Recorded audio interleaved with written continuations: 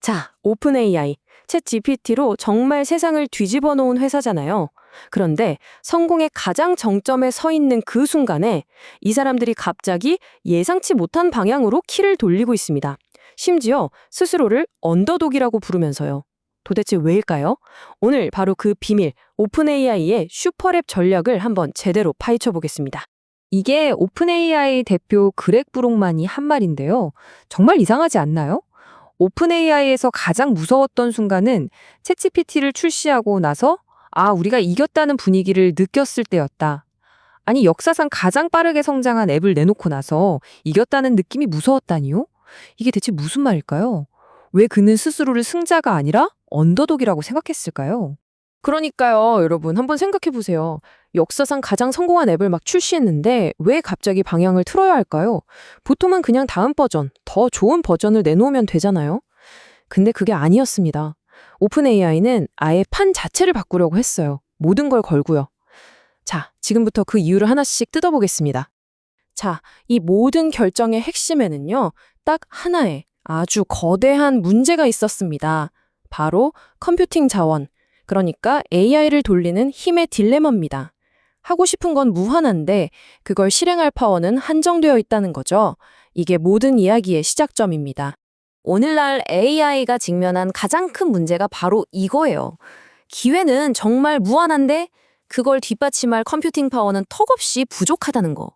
이건 뭐 그냥 자원이 좀 모자라네. 이런 수준이 아닙니다. 인류 역사상 처음 겪는 규모의 문제예요. 마치 전 세계의 모든 아이디어가 바늘구멍 하나로 쏟아져 들어오려는 것과 같을까요? 이 엄청난 병목 현상 때문에 오픈 AI는 정말 어려운 선택의 기로에 서게 된 겁니다. 자, 보세요.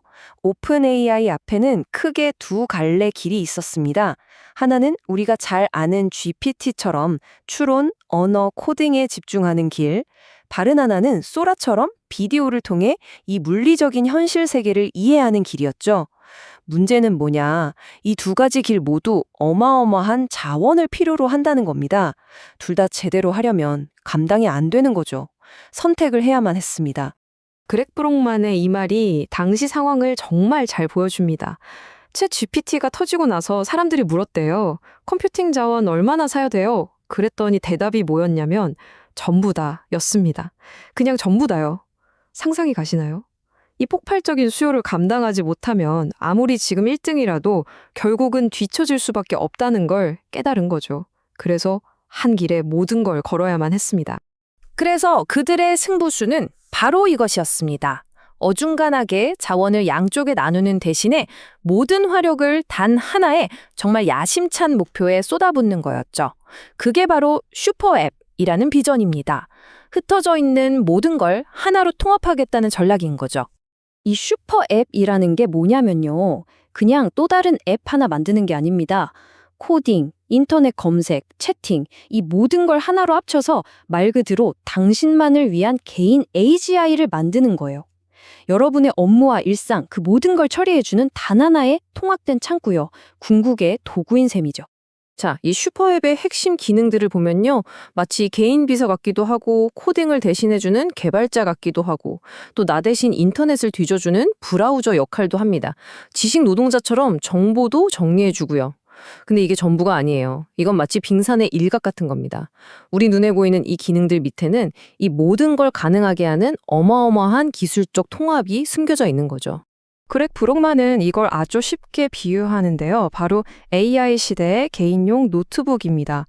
우리가 예전에 모든 작업을 노트북으로 했던 것처럼 이제는 이 슈퍼 앱이 그 역할을 대신하게 될 거라는 거죠. 그냥 스마트폰 앱 하나가 아니라 여러분이 일을 하고 정보를 얻고 뭔가를 만들어내는 모든 활동의 중심, 그런 베이스 캠프가 된다는 뜻입니다. 자, 그럼 이 슈퍼앱 전략이 오픈 AI의 최종 목표, 그러니까 AGI 달성과는 대체 무슨 관련이 있을까요? 이 승부수가 어떻게 AGI를 향한 경주를 더 빠르게 만들 수 있는지 그 엔진의 작동 원리를 한번 들여다보겠습니다. 오픈 AI는 이 GPT 기술 트리에 집중하는 것이 AGI로 가는 가장 빠른 길, 거의 직통 코스라고 믿고 있습니다. 한 곳에 집중하니까 진보를 만들어내는 강력한 엔진을 만들 수 있게 된 거죠.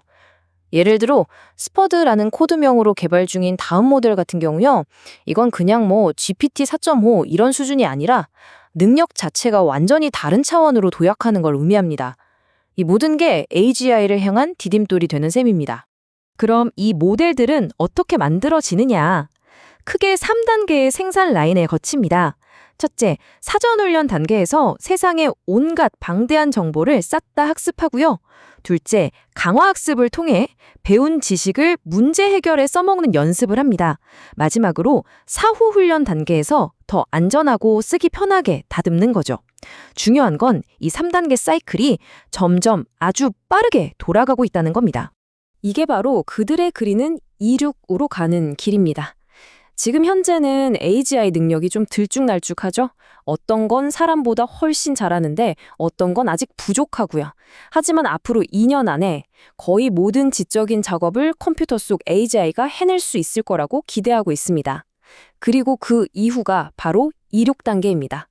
AI 개발 속도가 스스로 기하급수적으로 빨라지는 그야말로 폭발적인 순간이 온다는 거죠. 이 이륙을 가능하게 할 핵심 아이디어가 바로 이겁니다. AI를 이용해서 더 똑똑한 AI를 만드는 것. 실제로 오픈 AI는 자동화된 AI 연구원이라는 걸 만들고 있어요. 이게 뭐냐면 인간 과학자가 연구하는 전 과정을 AI가 대신하도록 자동화하는 겁니다. 이렇게 되면 새로운 기술을 발견하는 속도가 지금과는 비교도 안 되게 빨라지겠죠? SF 영화에서나 보던 이야기가 현실이 되는 겁니다. 자, 여기까지 들으면 좀 미래 이야기 같고 어쩌면 좀 무섭게 들릴 수도 있겠죠. 그럼 이 새로운 세상에서 우리 인간의 역할은 뭘까요? 그리고 오픈 AI는 이런 변화가 가져올 수 있는 진짜 위험들에 대해서는 어떻게 대처하고 있을까요? 사실 오픈 AI도 이 문제를 잘 알고 있습니다. 이 여론조사 데이터를 보면요. AI가 사회에 긍정적인 영향을 줄 거라고 보는 사람은 10%에 불과해요. 반면에 부정적일 거라고 걱정하는 사람은 30%나 되죠. 나머지 60%는 아직 잘 모르겠다고 하고요. 그러니까 사람들 대부분이 기대보다는 걱정이 더 크다는 겁니다. 그래서 그렉 브록만이 강조하는 게 이겁니다. 가장 큰 변화는 기술 그 자체가 아니라는 거예요. 바로 그 기술을 사용하는 우리의 역할이 바뀐다는 거죠. 예전처럼 우리가 모든 일을 직접 하는 게 아니라 이 강력한 AI라는 도구를 어떻게 잘 관리하고 감독할 것인가, 이게 새로운 시대의 핵심 능력이 될 거라는 겁니다. 그렉 브록만은 이걸 이렇게 표현합니다. 당신은 당신의 목표, 당신의 비전을 완수하는 수십만 에이전트 부대의 CEO가 됩니다. 라고요. 정말 멋진 비유죠? 우리가 하나하나 일을 처리하는 실무자가 아니라 수많은 AI 에이전트들을 지휘해서 내 목표를 이루게 만드는 CEO가 된다는 겁니다. 역할의 완전한 전환이죠. 그럼 어떻게 준비해야 할까요? 그렉 브록만이 주는 조언은 아주 간단하고 명확합니다. 첫째, 일단 도구를 직접 써보라는 겁니다. 그래야 진짜 능력을 알 수 있으니까요. 둘째, 호기심을 가지고 내 일과 생활에 어떻게 적용할지 고민해보세요. 셋째, 이 AI들을 관리하고 감독하는 이른바 주도권을 기르는 연습을 해야 합니다. 그리고 마지막으로 내가 진짜 원하는 게 뭔지를 명확히 해야 합니다. 목표가 있어야 AI도 도울 수 있으니까요. 결국 이건 일자리를 뺏길까봐 두려워할 문제가 아니라 엄청난 레버리지를 얻을 기회라는 겁니다. 자, 이제 당신은 당신 개인의 AI 에이전트들을 거느린 CEO입니다. 이건 더 이상 먼 미래의 상상이 아니에요. 바로 지금 우리 모두가 발을 들이고 있는 새로운 현실입니다. 그렇다면 마지막 질문은 바로 이것입니다. 당신은 무엇을 성취하시겠습니까?